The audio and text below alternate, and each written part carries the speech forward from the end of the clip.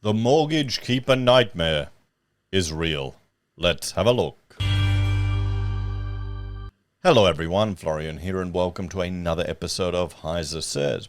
I hope you've all had a wonderfully relaxing weekend, spent some time with the family, because, well, we're going to look at something which is scarily similar to an idea that I joked about years ago.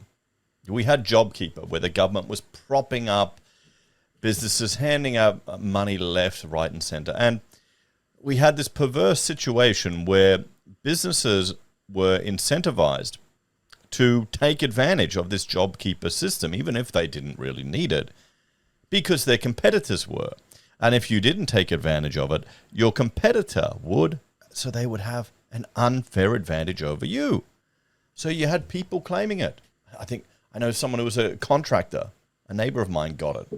He was still working. So I never got it. I couldn't be bothered. But there you go. I'm a sucker because everyone took it. And then I made the joke that what's next? Mortgage keeper to keep people in the housing sector? I mean, pretty much. We've got a lot of government intervention in the housing sector, in the housing market. The construction industry calls upon the government for stimulus to keep the sector going. Both of the major parties stimulate the housing sector for the economic benefit.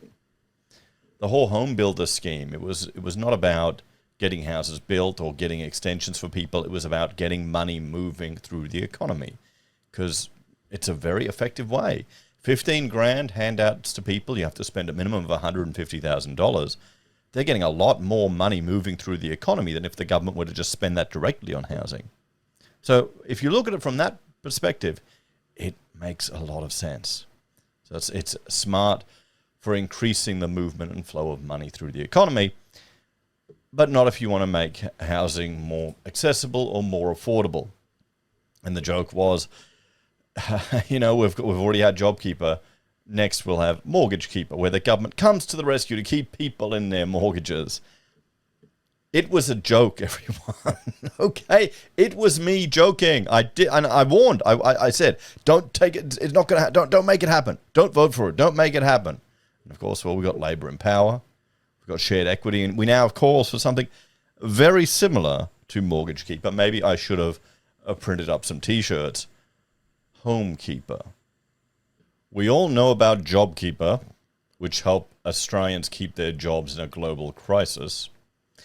So how about Home Keeper? Now, this is essentially Mortgage Keeper, because if you're struggling to keep your home, you're struggling to pay your mortgage.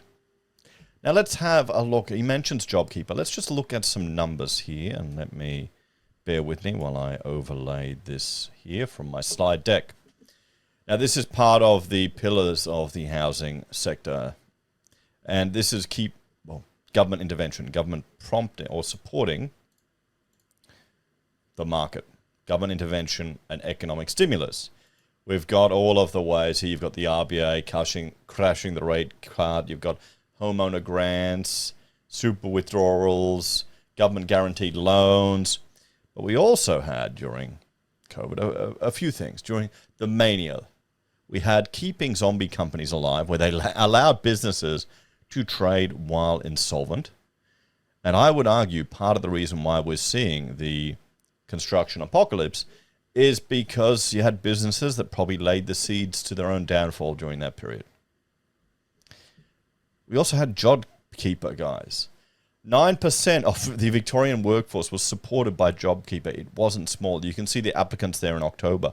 175,000 in Queensland. 323,000 in New South Wales. Only 4,000 in Northern Territory. 87 in WA. 56,000 in South Australia. And Victoria's cut off for some reason there in the chart. But we have a look here. We can see the percentage of people employed. 7.95 in New South Wales, 6% in Tasmania, 8.76% in Victoria. This was a huge program.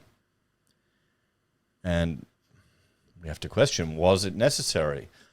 What was all the government interventions, the lockdowns, the interventions, were they all necessary? It doesn't really matter anyway. We're all going to pay the price for it now, does it? Maybe we just need to ensure that we ask these questions and get a thorough review of it so we won't make the same foolish mistakes in the future.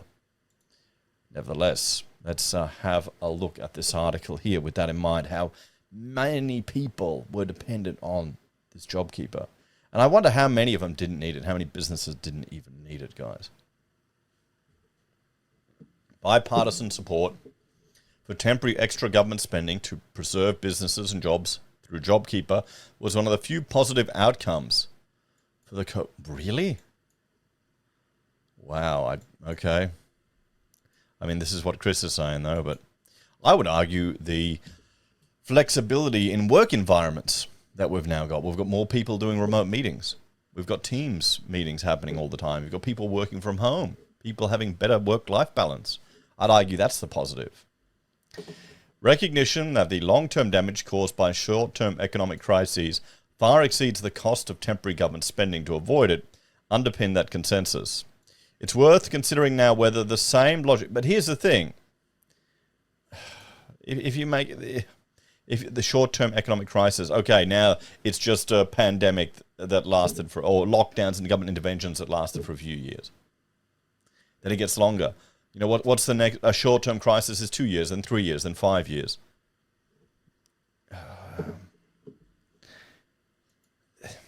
What's concerning is we're not going to have calls for a free market, for less government intervention in Australia in our lifetime. I'd be shocked if we do.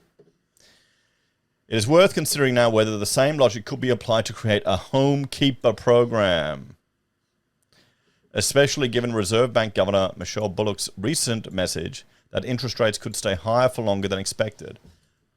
Higher for longer than expected. The cash rate is... What? I haven't even checked. Hang on. What are we at now? 4.35? I think we're at 4.35. rba.gov.au. Come on.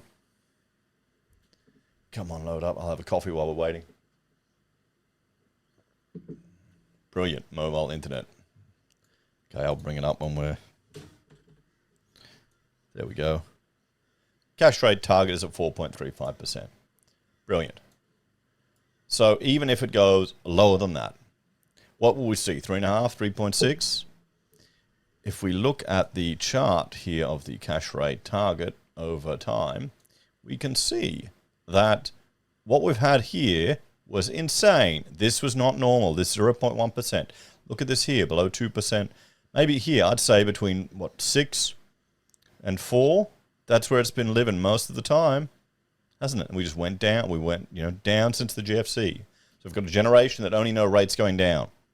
So I wonder how many of these property gurus that have only lived in this period, I wonder how they're going to react. Probably fine. They'll just sell 2 houses. Supply ain't going anywhere. So, JobKeeper kept businesses open and preserved jobs during this short pandemic economic chasm. Equally, HomeKeeper could help financially stressed mortgagors avoid losing their homes during the current interest rate crunch. The rate's only at 4.35%. We're just returning to a normal rate. This isn't like 17%. This isn't insane. Sure, it's a significant delta change over time, but we all knew this is bullshit. Okay, come on. We all knew it was going to go up. Oh boy, more calls for government intervention, guys. I mean, this is what Australians want. Aussies want stability and boring economy, but the problem is that increases the cost of everything, and it means you're never going to have any of the advantages or opportunities where people don't need to pay the consequences of their rash decisions or just the unfair reality of life sometimes. Stop them joining the already too long rental queues, or worse, becoming homeless. Government could apply vital lessons from JobKeeper's design flaws too, making HomeKeeper a winner, not just for vulnerable mortgagors, but for government's balance sheet too. Oh, that's never a good sign. So how a HomeKeeper scheme could work. Rather than loans or handouts, the government could take a small equity stake in the property, equal to the value of the mortgage aid as a proportion of the property's market value at the time. So oh shit. The government will be buying a chunk of your house bit by bit to help keep you in it. What if you have to apply for it many times again? In the end, you're just living in government-owned housing. Does the government chip in with a share of all of the costs? Or they probably only reap the rewards? When you sell, will the government have to pay a bit of the stamp duty to itself? The idea is to give those experiencing mortgage stress a little breathing space to recapitalize and get them through until interest rates ease without having to lose their homes. Up to 25,000 is nothing. It's bullshit. It's nothing, guys. Okay? Up to 25k in assistance per family would be a reasonable ceiling. It would work like this. Say, for example, someone has a $500,000 mortgage and their monthly repayment is $5,000. They could apply for homekeeper assistance for 5 months, reaching the 25k cap. In return, the government would get 5% equity stake in their house. This is a nightmare. Sell away 5%. Let's hang on. Let me open up this. Where is it? Where is it? Where is it? I can't find it. Hang on. Let's have a look at this. Let's bring up the interest rate thing chart. I haven't brought it up in a while. Where is it? I should have pinned this thing. Okay, I can't find it. Still, I mean, 25 grand for 5.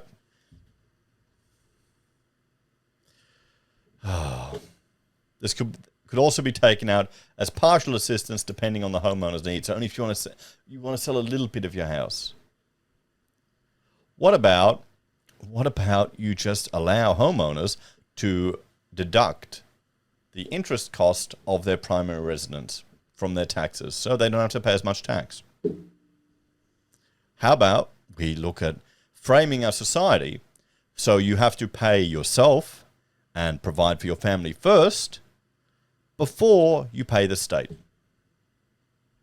rather than this scheme where we have the state owning 5% of every bloody house in the country, bit piecemeal little pieces here. Imagine the pain in the ass it would cost to manage this thing. Then when the owner is able to pay back the government stake, or when the house is sold, whichever is sooner, the government is paid back the market value of their equity stake at the time. These equity stakes could be held in a government housing trust until repaid on market terms. This would reflect growth in the property's capital value and make it a sound investment for taxpayers.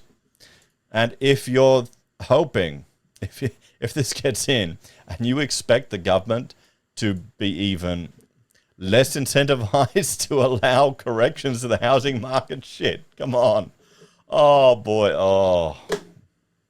By keeping the maximum size of the stake low, the help would matter most to families on low income in modest homes relative to the size of their mortgage. It would be significant assistance and might mean the difference between keeping the family home or having to sell. Mortgage payments could be dispatched directly from the government to the relevant bank with the mortgager's permission to ensure the funds are applied on time and for the agreed purpose. Oh, shit. It was a joke, everyone. This was a joke. Why are people putting these ideas forward? This is more intervention in the housing market. This is the opposite of what we want.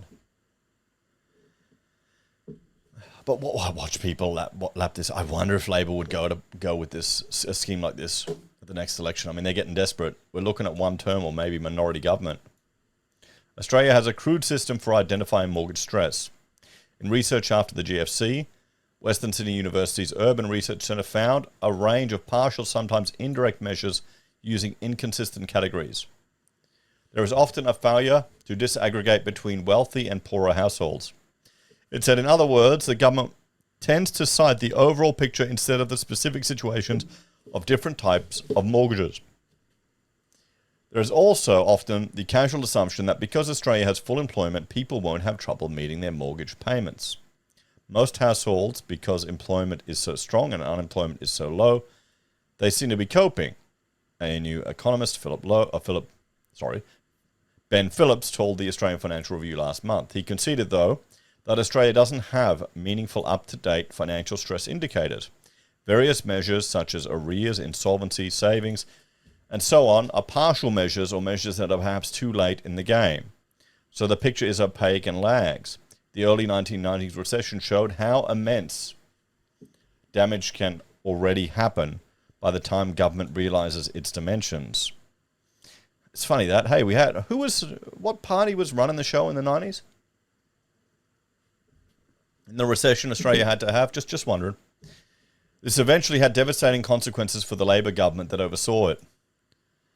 Then Prime Minister Paul Keating won the 93 election immediately after the recession, up against the crusading neoliberal opposition leader, John Hewson, who had proposed a big new goods and services tax. But Labor lost the following election in landslide as voters in Queensland, Premier Wayne Goss's words, sat on their verandas with baseball bats waiting to vote the Keating government out. Banks classify loans as delinquent when mortgage payments are in arrears. NAB Chief Executive Ross McEwen told Federal Parliament's House Standing Committee on Economics in July after NAB was seeing some stress in the system and an uptick in 30, 60 and 90-day delinquencies, but said they remain below the 10-year average. Yeah, that's it. We're not where we were in the past. However, not all mortgages are equal.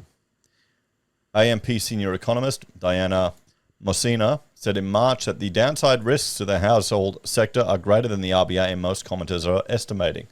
She drew attention to Australia's record household debt as a proportion of household disposable income, upping the scope for financial stress considerably, and also to the particular vulnerability of one kind of borrower.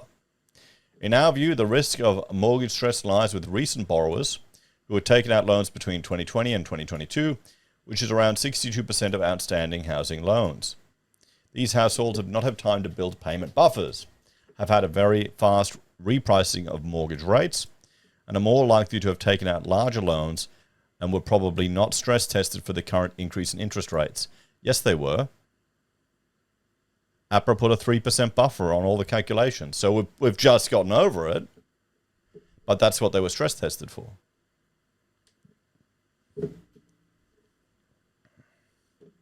Helping those who don't have access to the bank of mum and dad. Anecdotal evidence and logic suggest there's another vulnerable group in addition to the one identified by Messina, working class mortgagors. The Bank of Mum and Dad in middle and upper income families has for some time helped offspring buy their first home. A recent further development is the Bank of Mum and Dad providing assistance to help their offspring avoid mortgage delinquency in another intergenerational transfer of wealth among the well-off. And even in the poll I conducted of the viewers of my channel, the majority said they would do that to help out family. All the grumpy old bastards that watch HeiseSays.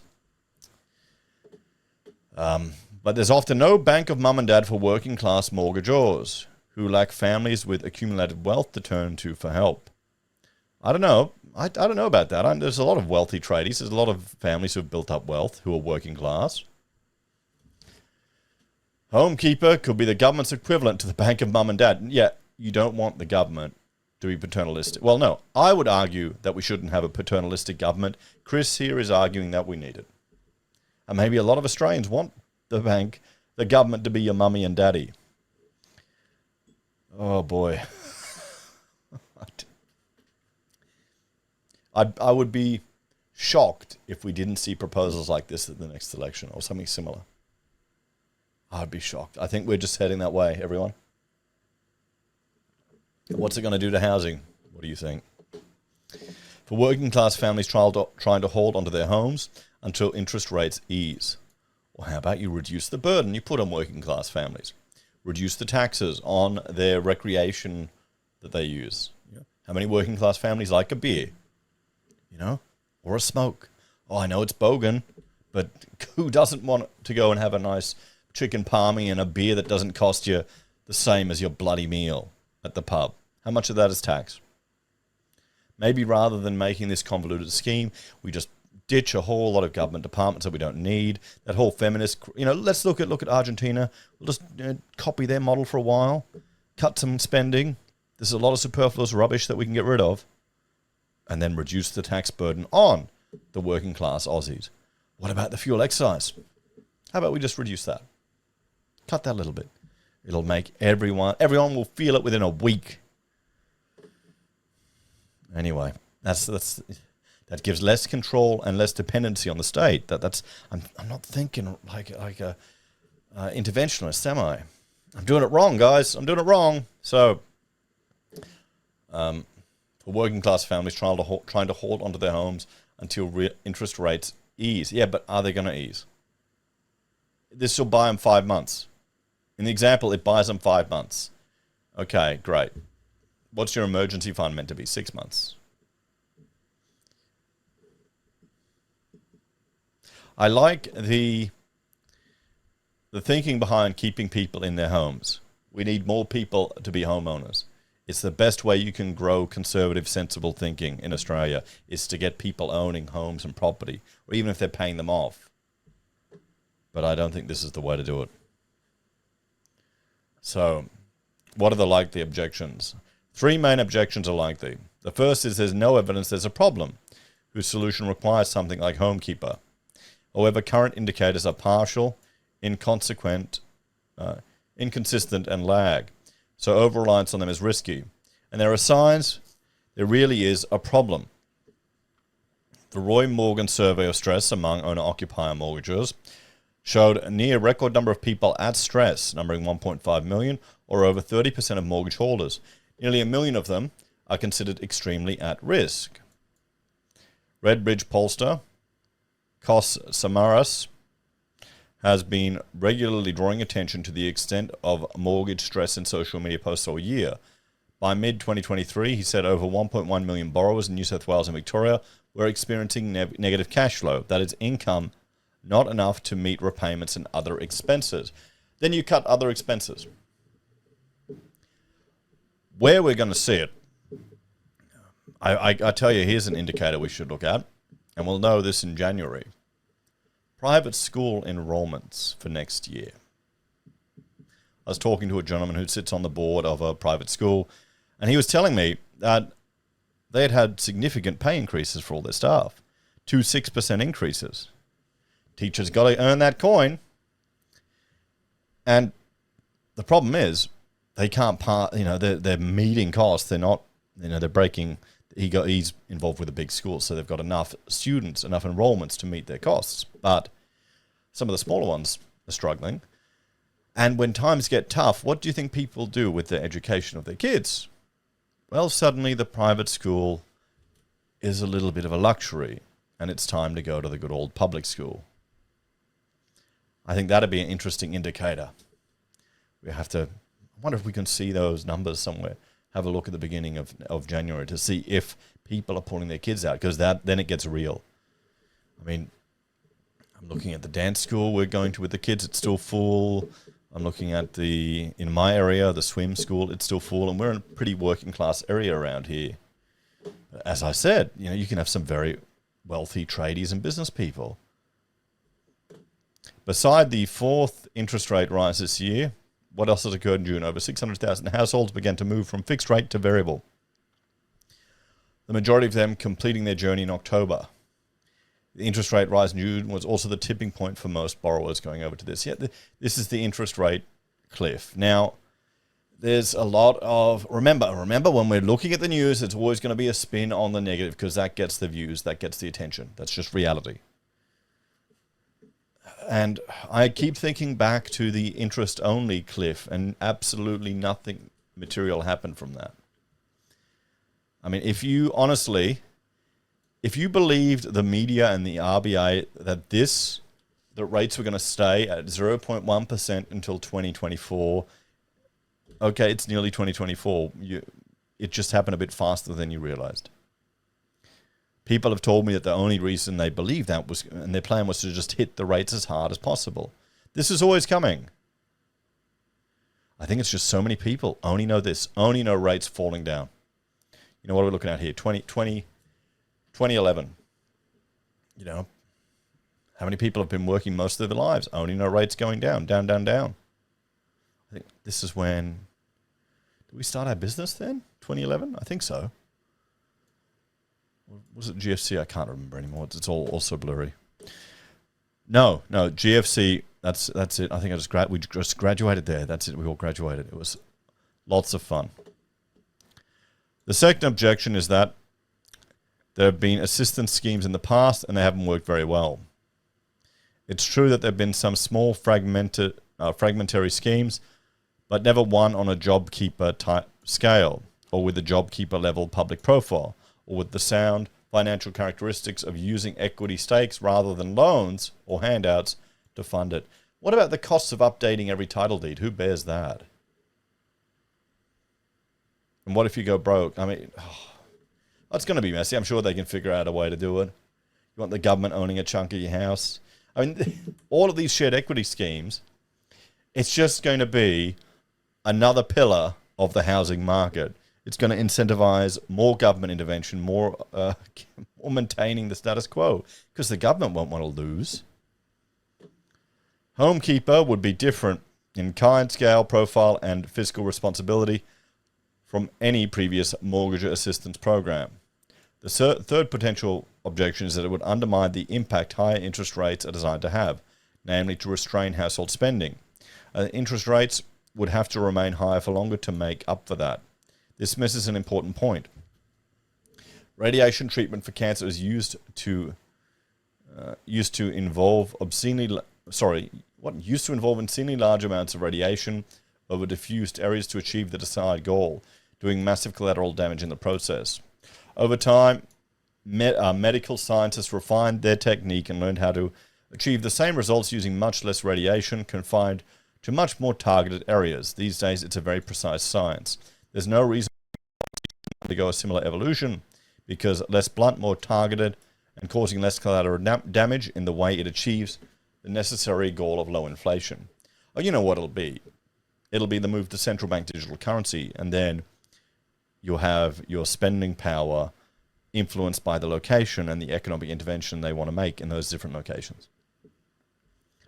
Working class mortgages are not the ones whose spending needs to be restrained in the current inflationary environment. They shouldn't be collateral damage in the RBA's crusade to tame inflation. A program like HomeKeeper could make the difference between them keeping or losing their homes in a way that's good for them and their families, and at the same time a sound investment for taxpayers. By Christopher Wallace, professor in the School of Politics, Economics and Society in the Faculty of Business and Law at the University of Canberra. Okay, so let's have a chat about this one, guys. Mortgage keeper by any other name. HomeKeeper. Government owning a shared equity stake in your house. This is the opposite of their proposal to help people buy in, which was capped at 10,000. And this is just a concept that's just put out there, but it's being discussed. There's going to be people that will call for this, that will want this. Anyone who's struggling to meet their payments of their house, they'll happily make a deal with the devil to stay in their home. I mean, what's worse? Allowing the banks to extend and pretend for people who maybe need a year or time to get into their house, or the government owning a shared stake in people's houses. And we all know what this will do to the housing sector. It's going to be another pillar. It's going to be a foundation that will solidify the current path of house prices. Sure, they're going to move up and down. I mean, people are going to go nuts over a 10% dip. That means nothing compared to pre-pandemic prices, particularly here in Brisbane. It's just gone crazy. So, guys, there you go. Mortgage keeper, it's gone from a joke and a nightmare to legitimate calls as a policy. You think one of the big parties will push it forward? Thanks, everyone. Have a great evening. Enjoy what's left of your weekend, and I'll see you next time. Bye for now.